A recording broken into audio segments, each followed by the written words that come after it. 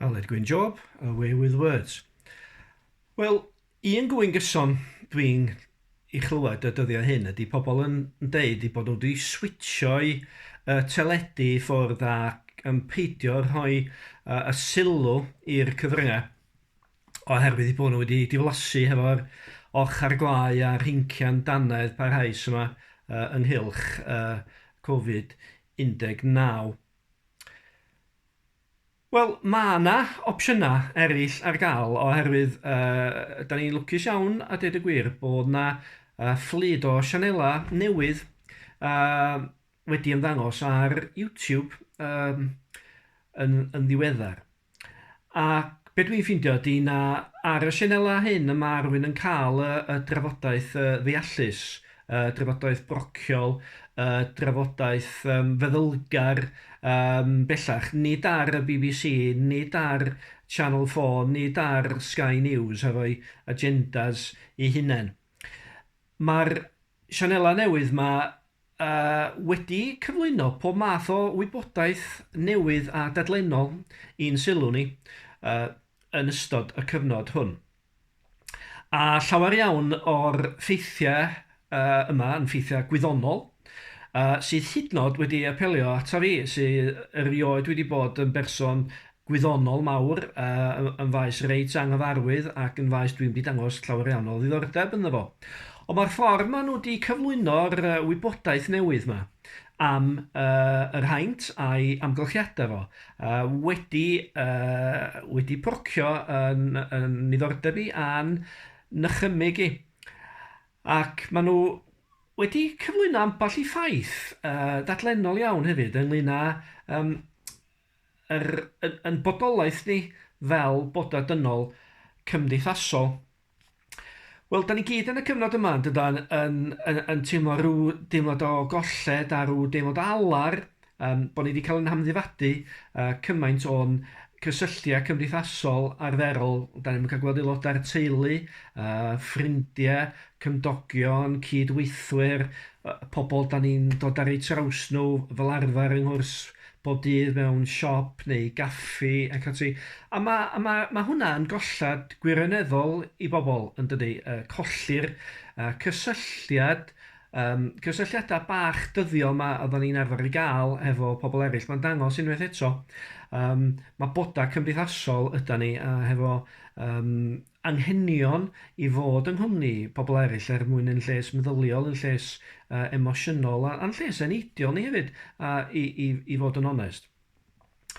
Ond wrth rando ar rai o'r arbenigwyr yn y maes epidemiolog yn trafod y pwnc yn ddiweddar.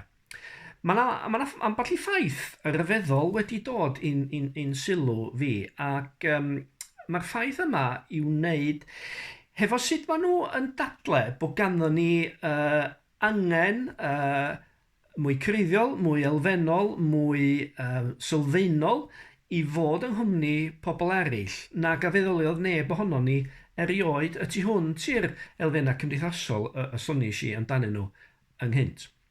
Be mae'r arbenigwyr yn ei ddweud ydy bod ni fel unigolion, bod ni angen bod yng nghwmni pobl eraill lles ein system immunedd ni fel unigolion, bod yn system immunedd ni yn cyfnewid gwybodaeth gyda phobl eraill yn barhaus wrth i ni fod yn eu cwmni nhw. Un arbenigwr y glwys i yr wythnos hon yn deud bod yn cyrff ni wedi wneud 90% o bacteria a flora sydd yn cynnal yn y system immun ni. Ac mae'r ffordd o allu cynnal a chryfhau y system immunedd yma ydy'r flora a'r bacteria yma gael eu cyfnewid rhwng pobl a'i gilydd just wrth fod yng nghwmni gilydd. A mae hwnna just yn taro dyn fel gordd ar ei dalcen yn dydi.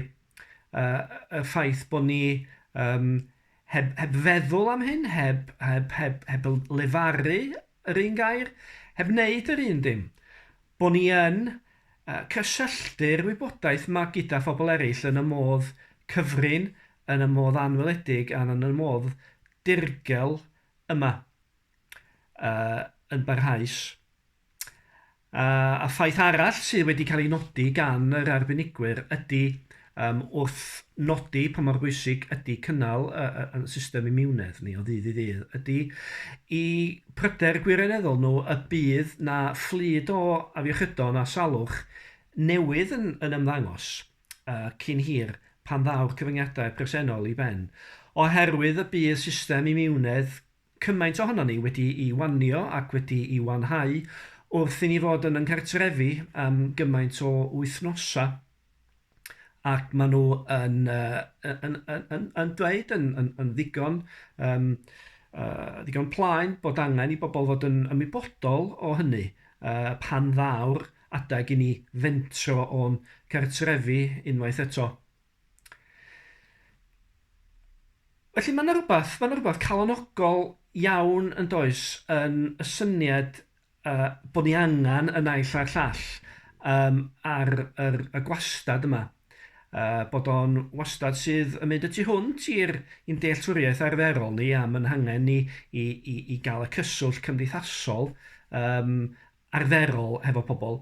Ond bod ni angen pobl eraill mwyn ein lles a'n daioni biolegol yn hunan a bod y cyfnewid gwybodaeth yma wrth gwrs yn mynd yn ôl yn hanes ni ymhell y tu hwnt i'r adeg y dysgon ni i fod yn siarad ac yn cyfathrebu ac yn ymwneud ar naill a'r llall.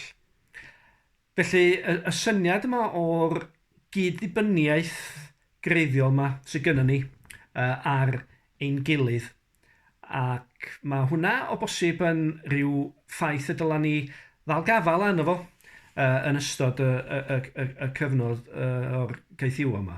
Ac unwaith y down ni allan ohono fo, pwy â wyr falla y bydda ni yn gallu gwerthfawrogi'r naill a'r llall yn well a rhoi diolch am y ffaith bod ganddo ni pobl eraill o'n cwmpas ni yn bywydau. Nid yn unig yn llesol i'n iechyd meddwl ni ac i'n iechyd cymdeithasol ni, ond bod e hefyd yn bwysig i'n iechyd corfforol ni fel pobl.